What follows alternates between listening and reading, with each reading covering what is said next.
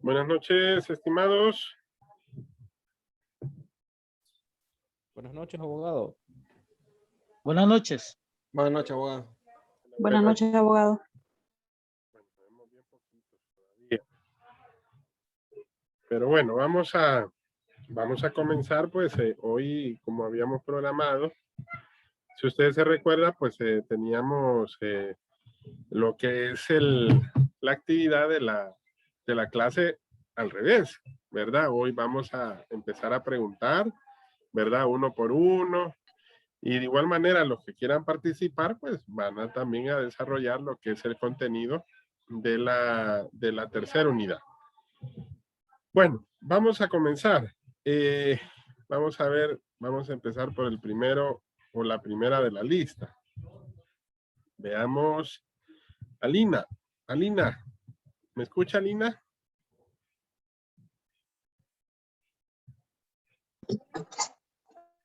Noches, sí la escucho.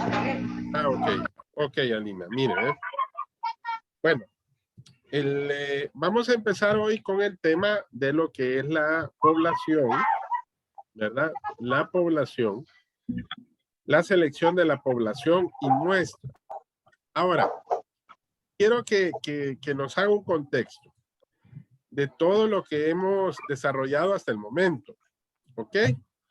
Y quiero que de repente usted me diga, hasta el momento, llegar a lo que es la población y muestra, objeto de estudio, ¿qué fue todo lo que pasamos anteriormente? A ver, hágame como un rewind, ¿verdad?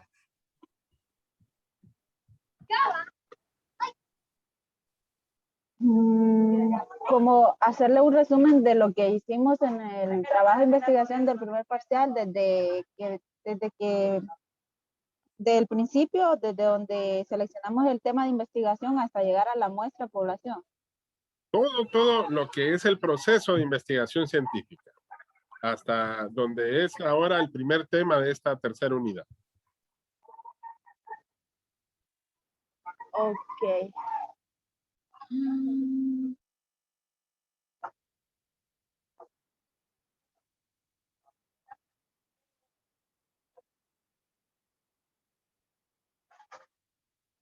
Bueno, lo primero que hicimos fue seleccionar los posibles temas, que fue cuando nos pidió que hiciéramos una lista de 10 temas. Dentro de esos 10 nosotros íbamos a seleccionar uno, que ese iba a formar como el primer paso de nuestra investigación, ¿verdad? Que era el título o el tema de investigación.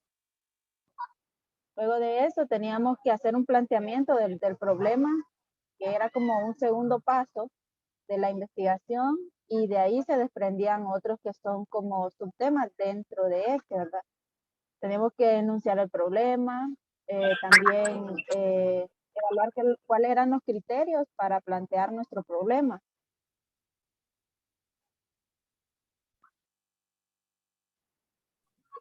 ¿Algo más?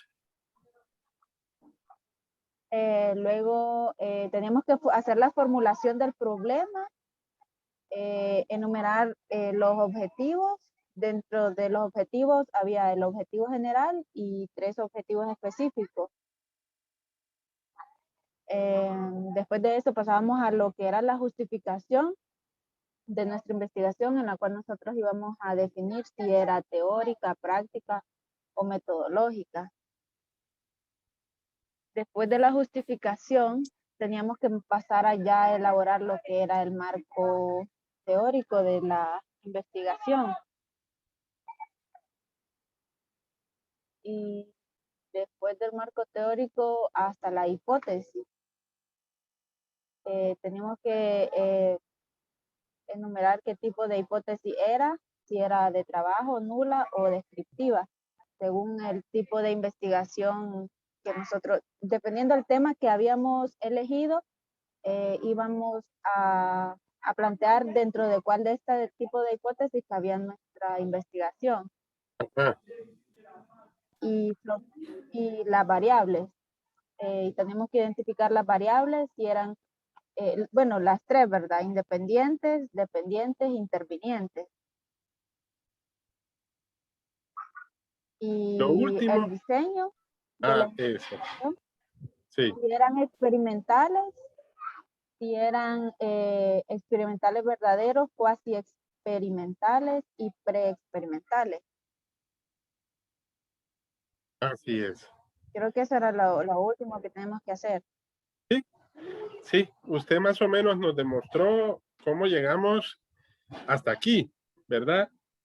Y de ahí, pues esto nos sirve como para poder determinar qué es lo que vamos a hacer cuando seleccionemos la población y muestra de objeto de estudio. Concebimos la idea de investigación, definimos el tema, como usted dijo, de ahí sacamos un producto que es el título, planteamos el problema, que plantearlo es hacer las preguntas y los objetivos de investigación, la justificación. Empezamos a construir el marco teórico, si ustedes se recuerdan, cuando hicimos lo que fue el enunciado. Después de eso, empezamos a plantear las hipótesis, que como bien dice usted, la que buscábamos eran las hipótesis de trabajo, ¿verdad? Y más adelante llegamos a definir el tipo y diseño de investigación, si va a ser experimental o no experimental o intermedio. Ahora, ¿qué otro aspecto tomamos en cuenta a partir de todo ese proceso que hemos hecho? Bueno, es determinar a quiénes vamos a aplicar precisamente la investigación. De ahí la importancia de tener que definir lo que es la población y muestra sobre la cual se va a desarrollar la investigación científica. Ahora, ¿de quién consiste o quiénes será la población o muestra? A ver, otro compañero. Muy bien, estimadísima. Gracias por su aporte. A ver, Belkis.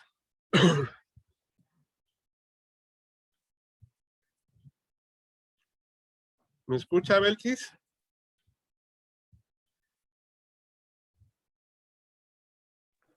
Sí, dígame, abogado, es que venía Ok. bajando de... Sí. ¿Cuál fue la pregunta? Si me la puede repetir. Hablamos ahorita de todo el proceso que hicimos para poder llegar a lo que es definir la población y muestra objeto de estudio. Ahora, en esta parte de la investigación, ¿cuál va a ser el interés? ¿Qué nos toca hacer al decir que vamos a seleccionar la población y muestra objeto de estudio?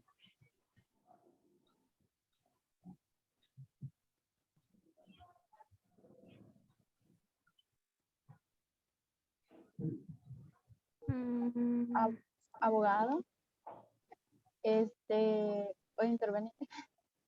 Sí. Alina, sí.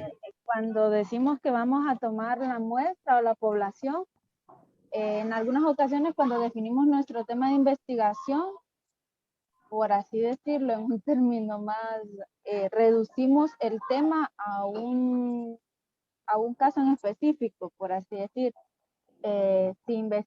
Si nuestro tema de investigación es el problema de salud o algo así, algo que tenga que ver con el problema de salud, debe de ser como en Francisco Morazán o en el departamento de, entonces estamos hablando específicamente de un sector, no a nivel nacional, porque es una población demasiado grande y aún decir un departamento es grande, ¿verdad?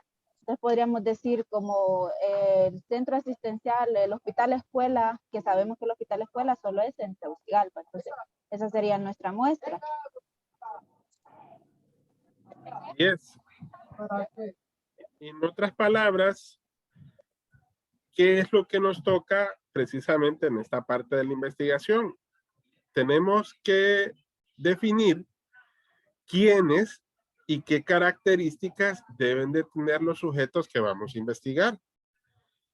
Cuando hablamos de quiénes y qué características, nos referimos a las unidades de muestreo, que más adelante vamos a explicar a qué nos referimos con unidades de muestreo. Estas pueden ser personas, pueden ser organizaciones, pueden ser situaciones, pueden ser factores que están dentro del objeto de estudio. Como bien lo dijo usted, Alina, cuando a ustedes les toca determinar, estamos hablando de una organización que en este caso es Hospital Escuela. Y dentro del Hospital Escuela, pues tenemos una definición de quiénes, a qué personas o a qué organización, como hablando en este sentido, y qué situaciones o qué factores tienen que ver en relación a lo que es propiamente la selección de la población y muestra de estudio. En otras palabras, lo que vamos a hacer es a quienes les vamos a poner en práctica cada una de las técnicas de investigación y sobre quienes vamos a investigar para poder determinar cuáles son los resultados que nos va a arrojar dicha investigación. Se recuerdan que muchos de ustedes me preguntaban, abogado, ¿y esas preguntas o esos objetivos hay que responderlos? Que era cuando nos referíamos a las preguntas de investigación, que eran las preguntas generales, las preguntas específicas, el objetivo general, los objetivos específicos. Y yo les dije, no es en esta etapa que nos toca hacer o darle respuesta a todo esto, sino que es en la subsiguiente etapa, que en este caso es para poderle dar respuesta a cada uno de estos efectos. Exactamente. Bueno, ok, Belkis, vamos a hacer otra pregunta. Hay algunos aspectos que nosotros nos referimos dentro de lo que es la población, ¿verdad? Nos vemos. Cuando hablamos de población, tenemos dentro del material 2 definiciones. Y estas 2 definiciones nos ayudan a crear nuestra propia definición. Vaya, con sus propias palabras, defíname qué es una población objeto de estudio.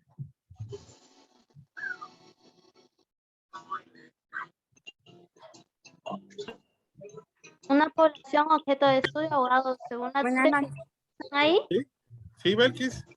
sería como un grupo determinado de o del lugar donde se va a hacer la investigación o a quienes se le va a hacer, por así decirlo, si se va a hacer una encuesta o algo, al grupo de personas al que se le va a realizar eso.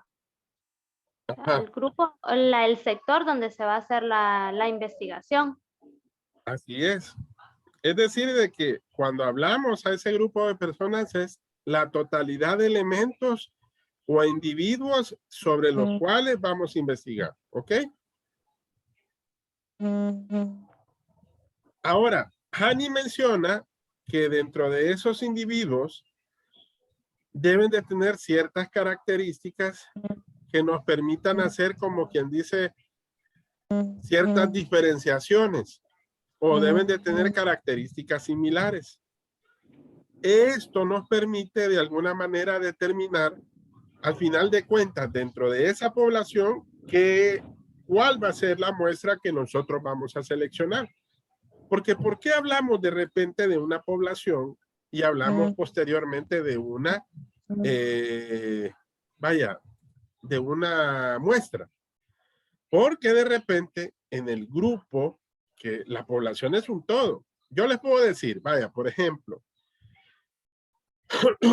vamos a determinar el problema objeto del desempleo en Honduras. Pero cuando hablamos del desempleo, nos estamos refiriendo a todo Honduras. ¿Ok? Todo Honduras. Entonces, si hablamos de todo Honduras, entonces, en este sentido, tendríamos que definir cuál es la población económicamente activa. ¿Y cómo lo vamos a determinar? Bueno, tenemos que establecer algunos elementos que el mismo material nos dice, de los cuales nos podemos valer para poder definir lo que es la población. Pero ojo, todos aquellos aspectos que nosotros relacionamos para definir la población y muestra y que posteriormente vamos a recopilar, vamos a procesar, vamos a analizar, vamos a discutir, a todo esto generalmente le llamamos estrategias metodológicas de la investigación. No se les vaya a olvidar para efectos de un examen. Estas son estrategias metodológicas de la investigación. Ahora, ¿cuáles son los elementos que se consideran para poder definir la población? De acuerdo a la lectura que hemos desarrollado en la página 160 del material de César Bernal en cuanto a lo que es la población. ¿Cuáles son los 4 elementos que debemos de establecer para poder definir una población?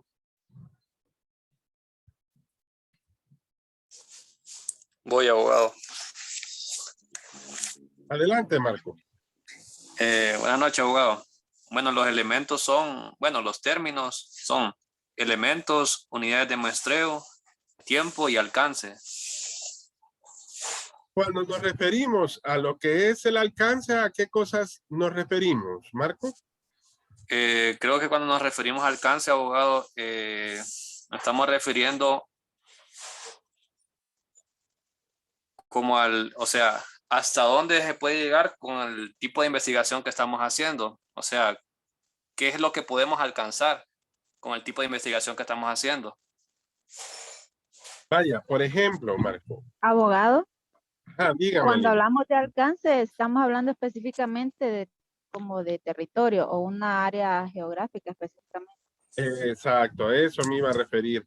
Exacto, cuando nosotros nos referimos al alcance es a dónde estamos ubicando ese espacio físico geográfico. ¿Se recuerdan que dentro del problema, dentro del título, definimos ese aspecto? Entonces, ese aspecto se viene alando, se viene conjuntando para poder definir esta población. Ese es uno de los elementos. Ahora, la diferencia, estimadísimos, de que cuando nos referimos a aspectos que tienen que ver con las unidades de muestreo, si ustedes se fijan, y a los elementos son aspectos muy similares. La diferencia que los elementos es en general y las unidades es en particular, pero son exactamente la misma cosa. Vaya, en el material está el análisis, se le llama análisis de las empresas que se dedican al sector cuero y calzado. Entonces el alcance dice son 5 de las ciudades capitales. Claro, a esto se refiere que son las 5 ciudades más importantes que se dedican a este sector del cuero y calzado. El tiempo.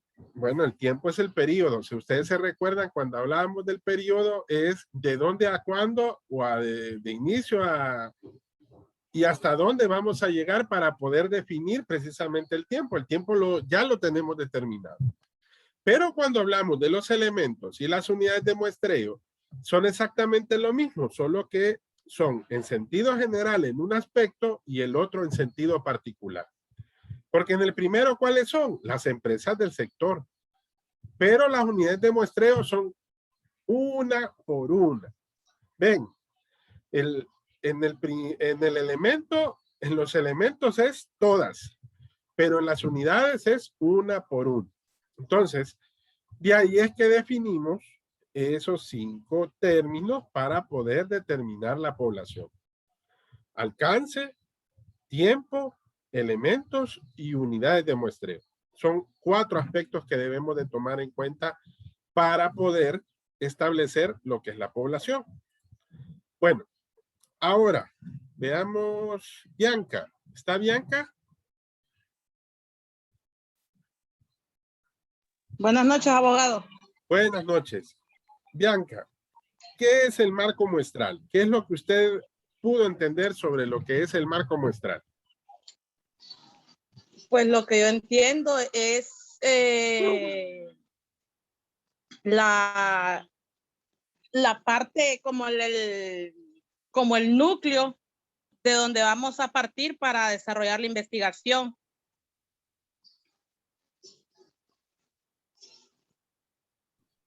El núcleo de dónde vamos a sacar La información. la información. Bueno, el marco muestral, de acuerdo a lo que cita el texto, dice que puede ser a partir de listas. Vaya, bríndame un ejemplo de que cuando nosotros queramos definir, por ejemplo, una población objeto de estudio. ¿Qué tema ustedes escogieron, Bianca, dentro de lo que fue el título? De las sedes. Bueno, entonces, ¿a quiénes vamos a investigar? A la población de la sede. Ok, bueno, entonces, para hacerlo un poco más específico, podríamos tomar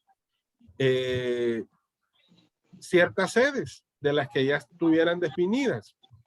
Ese sería el alcance, pero tendríamos que definir entonces cuáles son los elementos y cuáles son las unidades de muestreo. Entonces, ¿de dónde lo tomaríamos? Si son los ciudadanos o las personas que pertenecen a las sedes, ¿a dónde usted puede obtener esa información, Bianca?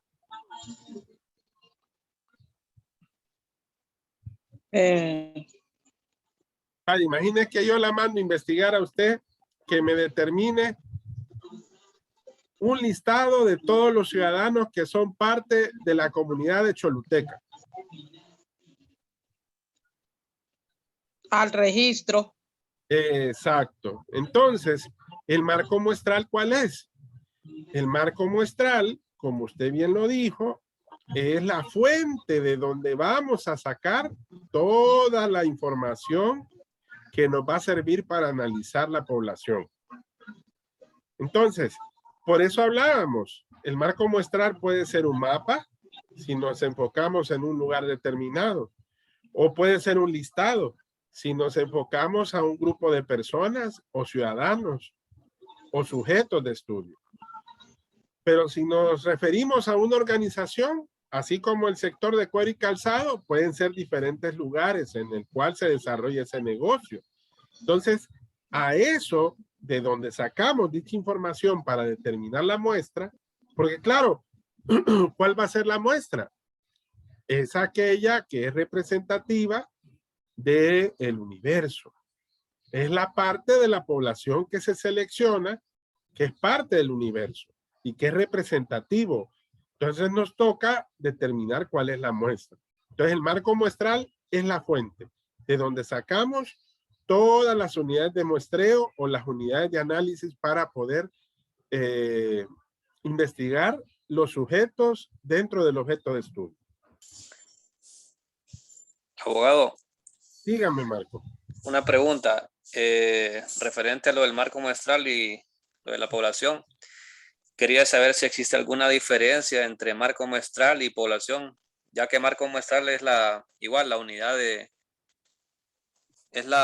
dice aquí, se refiere a la lista o el mapa de fuente donde puede extraerse todas las unidades de muestreo. Y en la población habla del conjunto de elementos a los cuales se refiere la investigación. ¿Hay alguna diferencia entre población y marco muestral? Ok. Tal como está planteado, recuerde que al final, recuerde que en un inicio lo que tenemos que definir es una población. Es como decir, vaya, vamos a investigar el problema del desempleo en la ciudad de San Pedro Sula. Entonces ya establecimos algunos elementos que nos permiten determinar cuál va a ser el marco muestral. ¿A quiénes vamos a investigar? Perdón. Investigaremos a las personas que económicamente son factibles poder ser consideradas para este problema del desempleo. Entonces, de esa población, lo que nos toca determinar es cómo vamos a obtener la muestra. Porque, ojo, San Pedro Sula, así como Tegucigalpa, son las ciudades más grandes de Honduras. Y no podemos investigar a todos los sujetos que están ahí. Es demasiado grande la población, el universo de personas. Entonces, lo primero es determinar a dónde, en base a lo que es el alcance, que es el espacio físico-geográfico, que vamos a tomar como objeto de estudio. Pero una vez que ya lo determinemos, entonces tenemos que determinar posteriormente cuál va a ser nuestro marco muestral. Y ahí es que vienen los pasos para seleccionar una muestra. Vaya, alguien que me lo diga. Son 5 pasos y esos son preguntas de examen. Y los 5 tienen que ordenarlos del 1 al 5. O sea, tienen que estar bien ordenaditos. Lo Abogado. primero que definimos, ¿cuál es? Ajá. La Es- población. Sería, ¿Sí? sí, definir la población. Así es. El segundo es identificar el marco muestral. Ajá. Determinar el tamaño de la muestra sería el tercero. 4, elegir un procedimiento de muestreo. Y el 5, seleccionar la muestra. Ok. Y yo creo que ahí se responde la pregunta de Marco. Si usted se fija, Marco, lo primero que hacemos para poder seleccionar una muestra es seleccionar una población. Y posteriormente tenemos que aplicar cada uno de esos pasos, dependiendo del tipo de problema que estamos investigando. Porque, vaya, les voy a hacer una pregunta. ¿Alguno de ustedes ha leído cuántos son en cantidad las personas que han sido investigadas, por ejemplo, vaya, en una encuesta de Sid Gallup? Porque ahí hablan de los problemas de Honduras. Habla y dice, de este universo seleccionamos esta muestra. ¿Cuántas personas creen ustedes que de repente han sido investigadas en ese tipo de problema o de situación? ¿Alguna idea?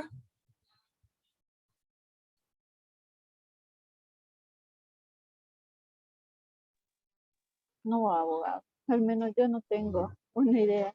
Un número, hacia al azar. Algunos 1000 abogados. 100, abogado.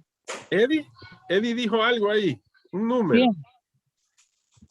100. Muy poco todavía, Eddie. Algunos 1000 Ah, ya. abogados.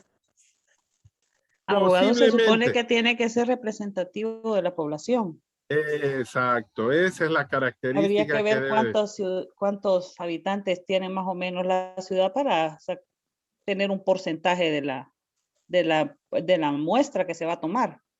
Así es. Vaya, Mercedes, ya que tocó ese tema, en el material de Tapia habla de 3 cualidades que debe de tener la muestra. Usted mencionó una cualidad. ¿Cuáles son las otras 2 cualidades? A ver si se recuerdan. Bueno, una que tiene que ser representativa. La otra que tiene que ser proporcional, dice estadísticamente proporcional. O representativa, Y- así es. Sí, y bueno, lo que vimos en estadística, que el error muestral debe de estar también dentro de los límites. Aceptable, sí. pues, el error muestral. Así es, sí. Cuando hablamos de eso, recuerden que ser representativo, ¿qué debe de ser? Que sea reflejo del universo.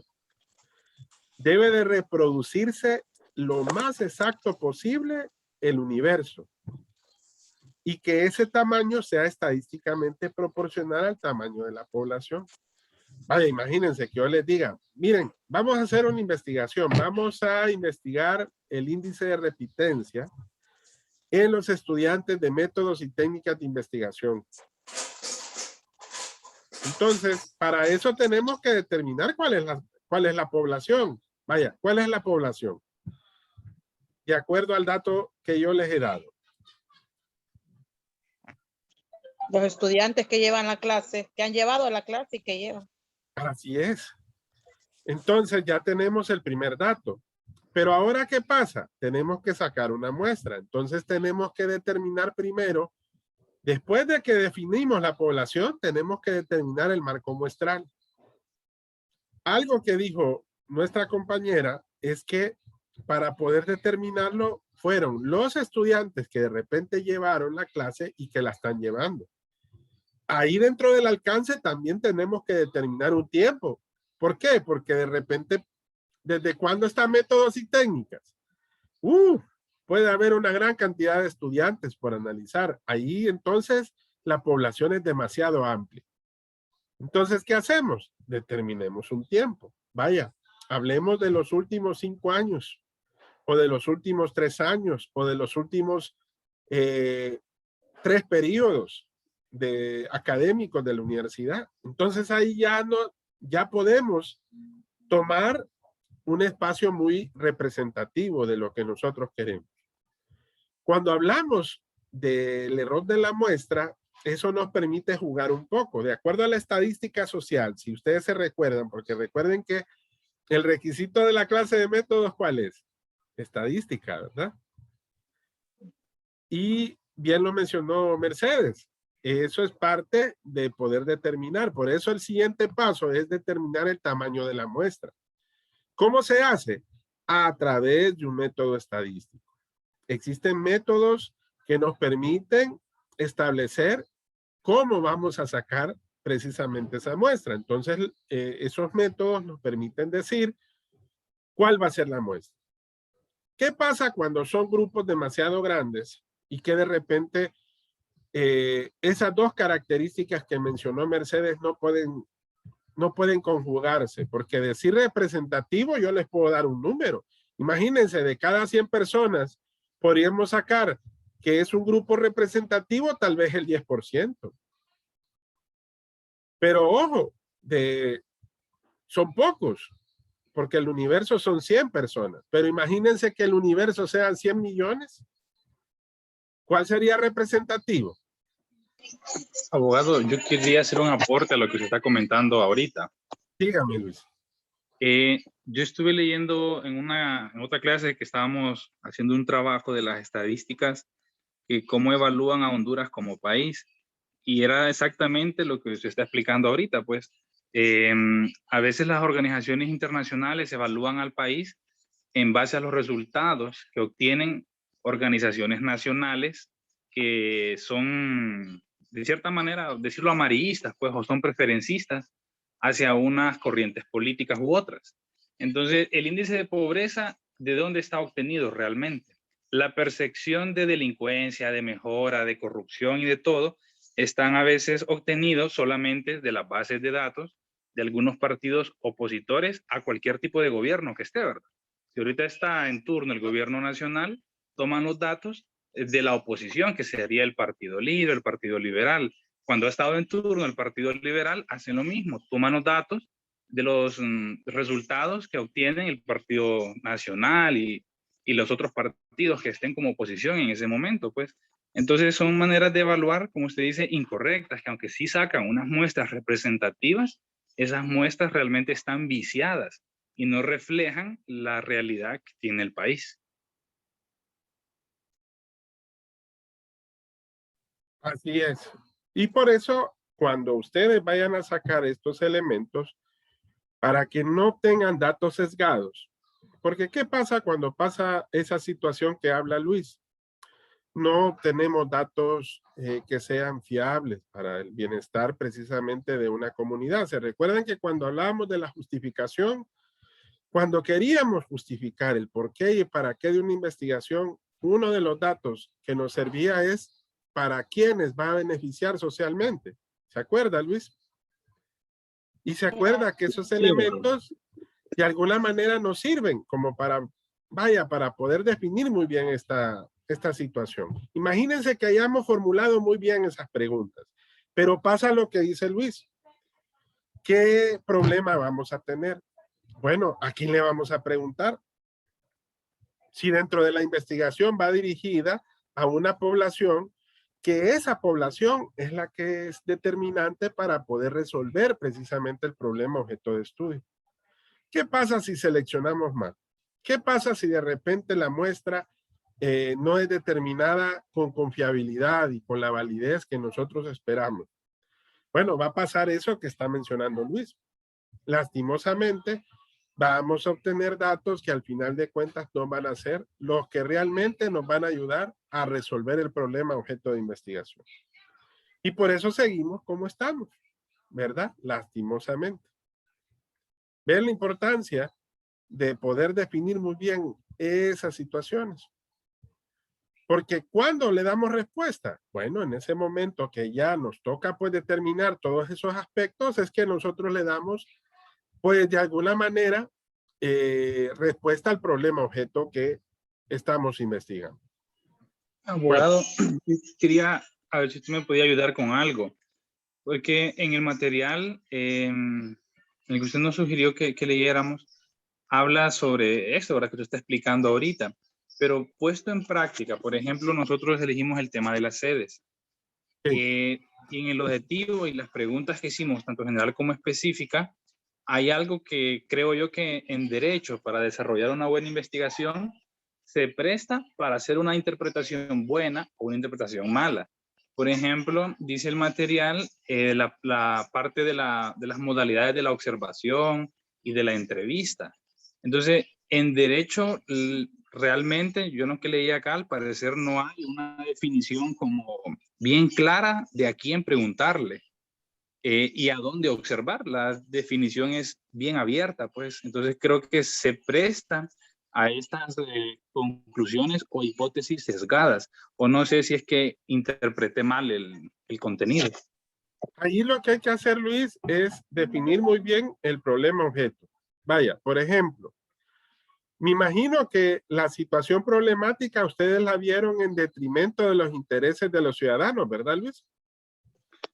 Sí, abogado. Bueno, entonces, ¿cuál va a ser el universo? Va a ser la ciudadanía. Sí, y ahí fue donde yo me perdí, porque pucha, la ciudadanía es todo, ¿verdad? Pero Así realmente es. con el asunto de las sedes, no todos se ven afectados. Exacto, entonces ahí lo que tiene que usted es determinar cuál va a ser su marco de muestra. ¿A dónde va a ser? Vaya, les voy a citar un ejemplo. Yo creo que hoy escucharon la noticia sobre una situación bien delicada de uno de los propietarios de la sede que está ubicada en el sur del país, donde le está pidiendo y le está dando un término de 40 días a los dueños de terrenos en esa sede que deben de buscar otros lugares porque si no van a ser expropiados de acuerdo a la ley original de la sede. Entonces, ahí ¿cuál es el problema? Bueno, hay que enfocarlo. Entonces, hay que definir ese espacio. ¿A qué ciudadanía nos estaríamos refiriendo, Luis? A la que está afectada precisamente con ese problema de las sedes.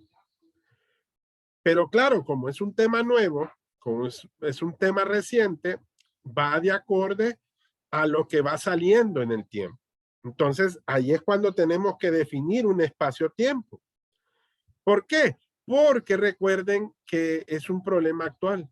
Entonces, hay que enfocarnos en aquellos procesos que de repente van más adelantados, como el caso de la sede de Roatán, que es una de las que más adelantos ha llevado en relación a la situación de la problemática que se está generando, o como este caso en particular, que es algo bien delicado, jóvenes. Yo creo que ustedes han de haber escuchado declaraciones de personas dueñas de terrenos o territorios ahí en ese lugar, en donde hay amenazas graves, en donde se les dice, si X persona viene y viene a expropiarme la tierra, aquí va a haber sangre. Entonces, todas estas cosas, claro, son problemas. Entonces, ahí es donde nos toca definir esa población. Ahí es donde vamos a investigar, porque claro, no vamos a investigar donde no tienen el problema. ¿Sí o no, Luis?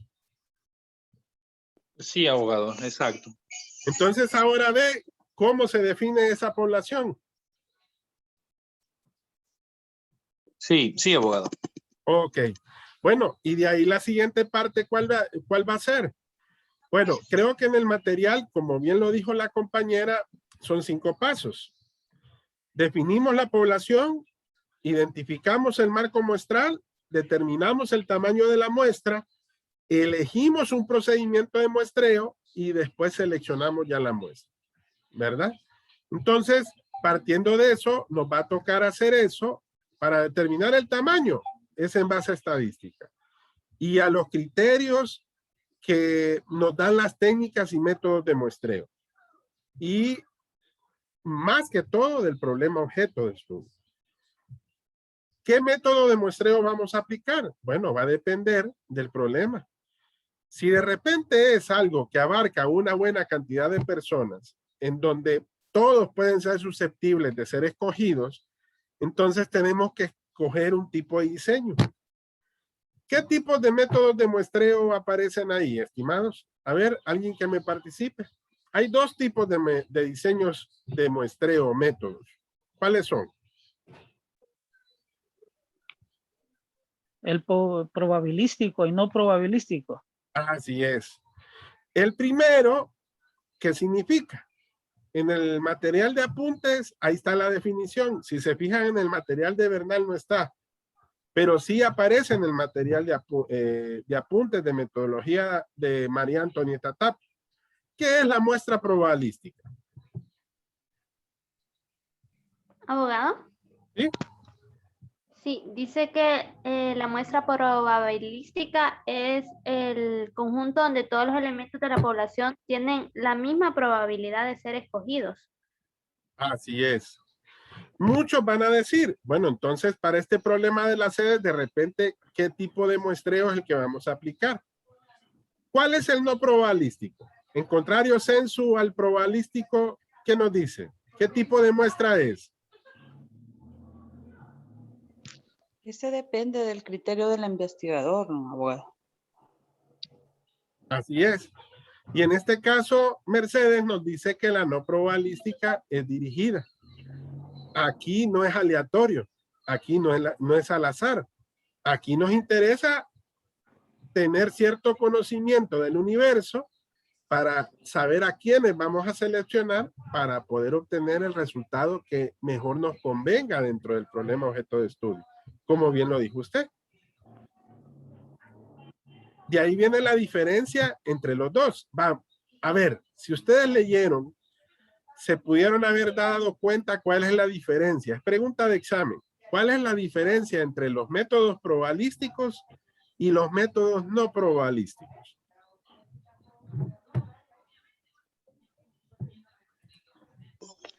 Sería eso, abogado, de que uno va dirigido y el otro no va dirigido a una parte de la población. Ok, ahí solo falta agregar una cosa, y ahí está en el material y está en negrita, ¿verdad? Y bien lo dijo usted, estimado, solo que un poquito más general. Ojo aquí, y les explico. La muestra probabilística, los resultados son generalizables ¿hacia quién? Hacia toda la población.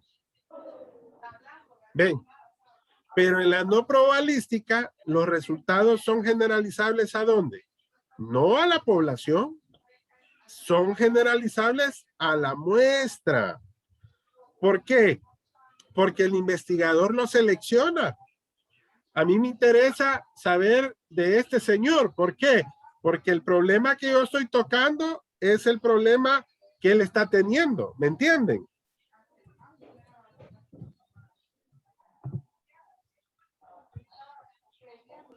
Sí, abogado. Ok. Entonces, en ese sentido, ahí la diferencia entre los dos tipos de muestras. En los probabilísticos son generalizables a la población, porque cualquiera puede ser escogido de toda la población. Pero en el no probabilístico son generalizables a la muestra. ¿Por qué? Porque solamente pueden ser escogidos dentro de la muestra, no dentro de todo el universo. ¿Ok? Por eso dice que no son generalizables a la población. Abogado, Ajá, dígame. entonces serían un poquito más fiables los datos del método de muestreo probabilístico. ¿Por qué, Marco? Bueno, digo yo porque en los métodos de muestreo, en el no probabilístico, hay un muestreo por conveniencia. Creo que se puede seleccionar a la persona que el investigador desea investigar, pero no necesariamente como lo dice el tipo de muestreo probabilístico, y lo hace aleatoriamente pues, a cualquier persona. Pero fíjese, Marco, que le voy a decir una cosa. De repente, dentro del enfoque del problema que estamos tratando, vale más ese, fíjese. Pero si se fija, en algunos casos en particular, es mejor aplicar el no probabilístico. ¿Por qué? Vaya, le voy a comentar. Fíjense que para las normas académicas hicieron una investigación. Primero hicieron uso de métodos no probabilísticos, los aplicaron al azar. Cada docente tenía que determinar cuáles eran los estudiantes más repitentes dentro de su clase. Y nosotros nos dieron una plantilla de Access en donde nosotros determinamos que estudiantes habían repetido en más de una ocasión la clase que impartíamos. Entonces, gracias a esos datos, ojo Marco, esos son generalizables ¿a quién? A la población. Pero, ¿cuál es el problema que estamos tocando? La repitencia. Yo me imagino que aquí muchos de ustedes no tienen ese problema. ¿Ok? Entonces, Marco, ¿a quién me conviene preguntarle? A los que tienen el problema, ¿verdad? Entonces, ¿qué hago? Selecciono en una segunda parte de la investigación a los que yo observo que en este caso me pueden dar un dato porque sí tienen el problema objeto de estudio. Ahora ve, ¿cuál es la diferencia? Uno es más generalizable al todo y el otro es más puntual a lo que nosotros nos interesa conocer. Abogado, Dígame, una Lina. consulta.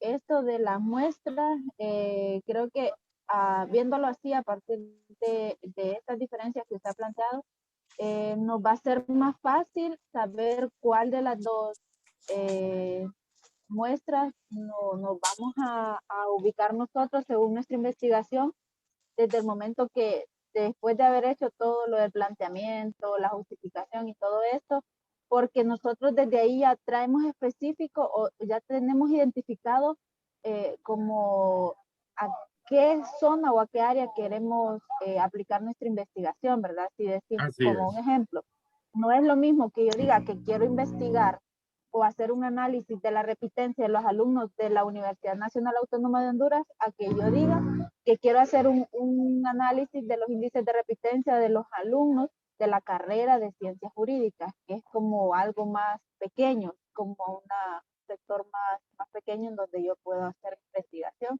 Entonces, creo que, no sé si estoy equivocada, que ahí cabe como ejemplo el del probabilístico y el no probabilístico. Sí, en un principio muchos se valen del probabilístico. ¿Por qué? Porque el interés es determinar a dónde está el problema. Por eso es más generalizable. ¿Ok? Y una vez que ya lo identificamos, entonces nos conviene aplicar en un segundo término el no probabilístico. ¿Por qué? Porque es más puntual. Entonces, en este sentido, ambos son muy buenos, pero depende del criterio que nosotros, o de diferentes criterios, del diseño de investigación, de los métodos y las técnicas que vamos a aplicar. Porque vaya, por ejemplo, Marco y Alina y demás compañeros, en los diseños no probabilísticos es mejor aplicar entrevistas, pero en los probabilísticos es mejor aplicar encuestas. ¿Por qué? Porque las encuestas yo las puedo aplicar a 50 estudiantes y son las mismas 10 preguntas. ¿Me comprenden? Pero en las entrevistas, yo de esos 50 seleccioné 5. Pero a ellos sí los voy a entrevistar. Y no son las mismas 10 preguntas a los 5. ¿De qué va a depender? Del problema objeto de estudio. ¿Ahora me entienden, estimados? Sí, abogado. Ahora sí, abogado. Ok. Entonces va a depender de varios criterios. Bueno, nos vamos a quedar hasta aquí, estimadísimos, porque ya solamente faltan 2 minutos. Lástima, me dio pesar que ayer, miren, ayer me quedé sin energía eléctrica y lo peor es que cuando venía del trabajo, el celular lo traía muerto y no andaba ni siquiera el cargador como para poder disculparme y conectarme. Hasta más o menos la hora que yo les escribí en ese momento fue que tuve una comunicación. Entonces, yo el próximo lunes, estimadísimos, les voy a decir qué días nos vamos a conectar. Yo creo que va a ser más regularmente porque recuerden que en este caso vamos a estar desarrollando la clase de esta manera. Entonces, sí les voy a pedir el favor, estimados, de que lean, que analicen, que profundicen en el contenido. Porque voy a seguir preguntando de esta forma, ¿verdad? Entonces, y recuerden que su participación es muy importante para lo que es el acumulativo, ¿verdad? Entonces, si de repente alguno no pudo participar hoy, lo va a hacer la próxima semana. Recuerden que ya nos queda poco tiempo. Bueno, de acuerdo al término que tenemos, pues nos queda semana y media aproximadamente. Ya el periodo se está, como quien dice, se está terminando. Entonces, les deseo un feliz fin de semana. Esténse pendientes, todavía sigo trabajando las notas. Yo creo que si Dios lo permite, este fin de semana ya las tengo listas y ahí se las voy a compartir como se las compartí la vez anterior. Feliz noche, cuídense mucho, ¿verdad? Y bendecida noche. Hasta pronto. Abogado, una consulta. Ajá, dígame, Marco. Con lo de las actividades, son creo que 3, 4 actividades, ¿verdad? Sí, así es. ¿Van por separado o van todas juntas? No, van por separado. Recuerden que cada una es hasta el día del examen y hay, si no más recuerdo, hay 4 actividades grupales y una actividad individual. Ah, ok. ¿Verdad?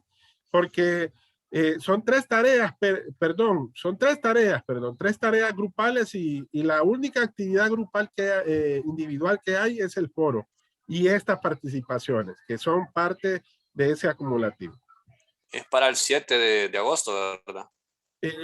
Creo que sí, permítame. Vamos a ver. El examen lo tenemos programado, si no más recuerdo. El permítame. 9 es el examen. El 9. El 9 de agosto es lunes, ¿verdad? Sí, es lunes, el 9. Sí, ya solo nos queda la otra semana, estimadísimo, ¿verdad? Solo nos queda la próxima semana. Entonces, bueno, vamos a tratar de aprovechar el tiempo al máximo para poder avanzar. Son un total, espérenme, ya les digo, sí, el álbum de fuentes de información es grupal, investigaciones bibliográficas y de campo es grupal, el cuestionario de la informática es grupal también, y el foro del derecho informático e informática junto con esta plenaria es individual. ¿Ok? Está bien, abogado.